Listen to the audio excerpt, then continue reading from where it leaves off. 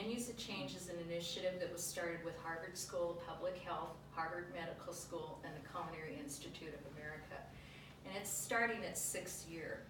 And this is a dynamic project that researchers got together, and Harvard School of Public Health, the principal researcher is Dr. Walter Willett.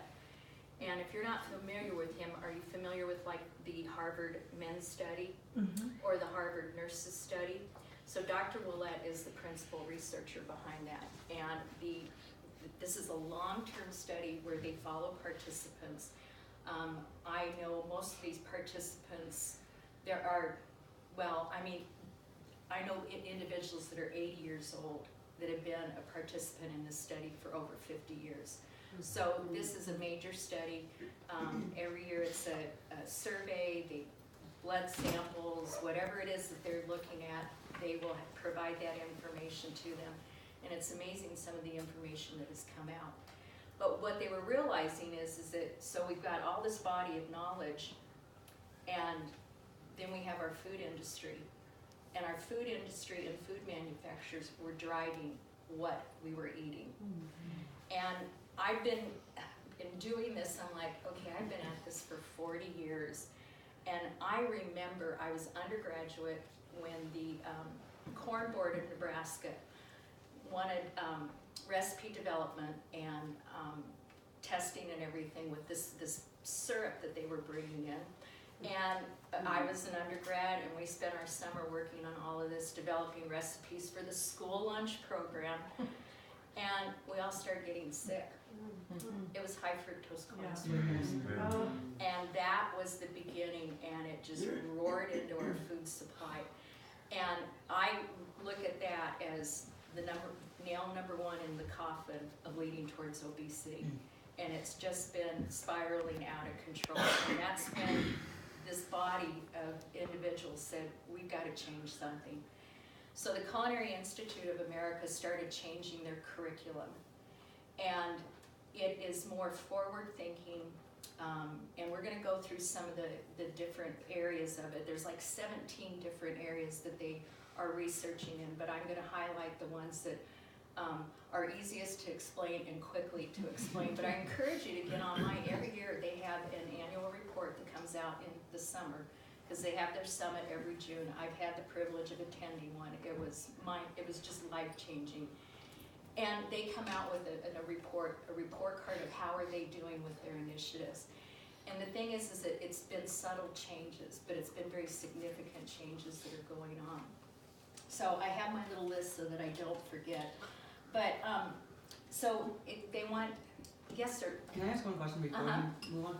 What was the backing, like why did they want to push that corn syrup, since you saw it at the beginning? Well, okay. What was their one of the things that I will reference a lot is that industry was formulating food policy.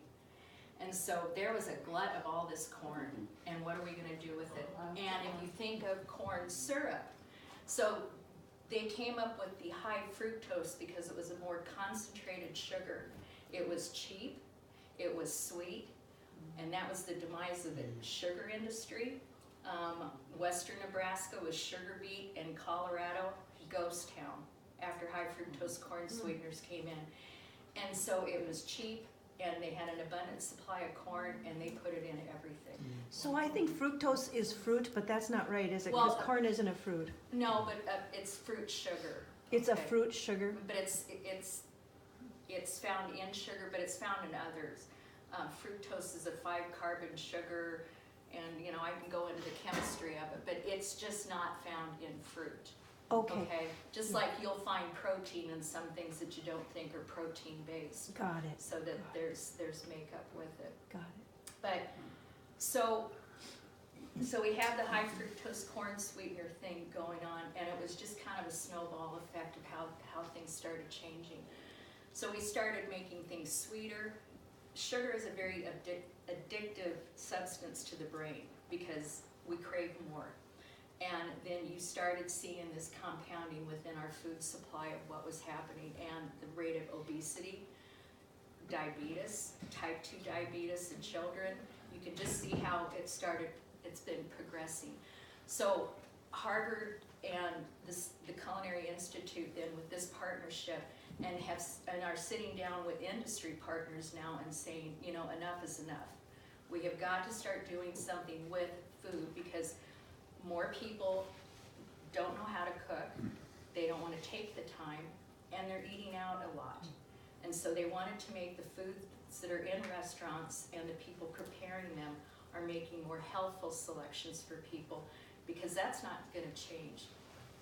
So that started happening as I'm cooking my pan here.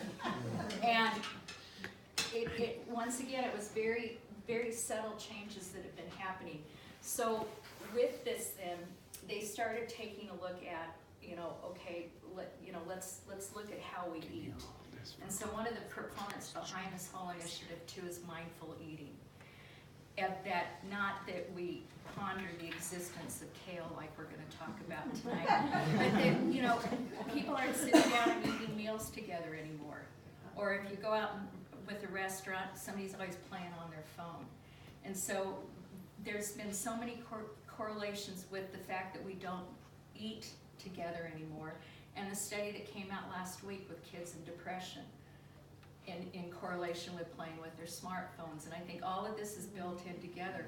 So not only with that component of it, but mindful eating, you can sit down in front of the TV and you can eat a bag of potato chips without even thinking about it. And so, you know, that whole aspect of it. So that then caused the discussion to go further than let's start making food taste good again and teaching people about flavors and so cultures and the diversity of our food supply and get people out of the rut of always just eating the same thing. Some people, good luck.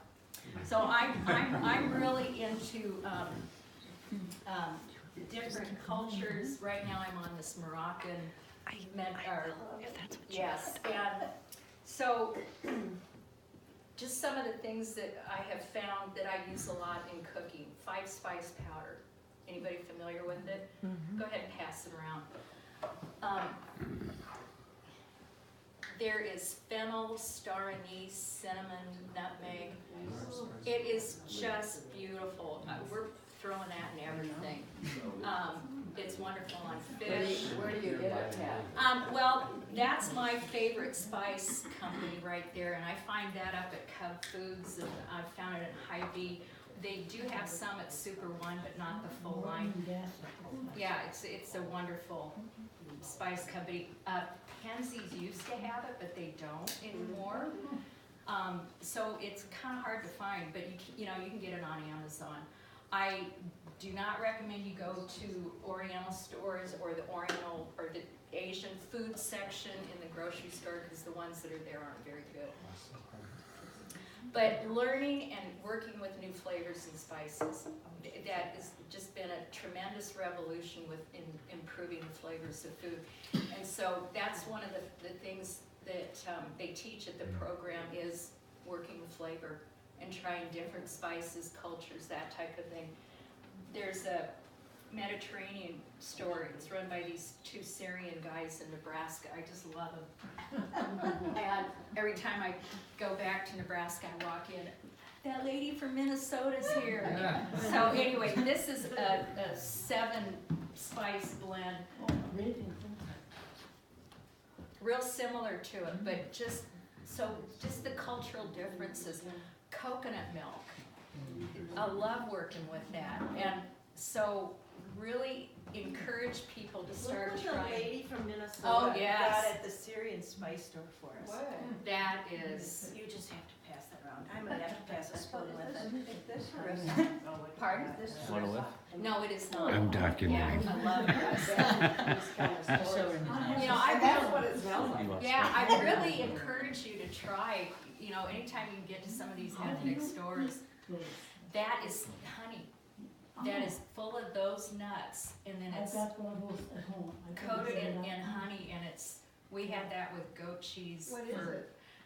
It's pistachios, hazelnuts, walnuts, pine nuts, but isn't that beautiful how it's back?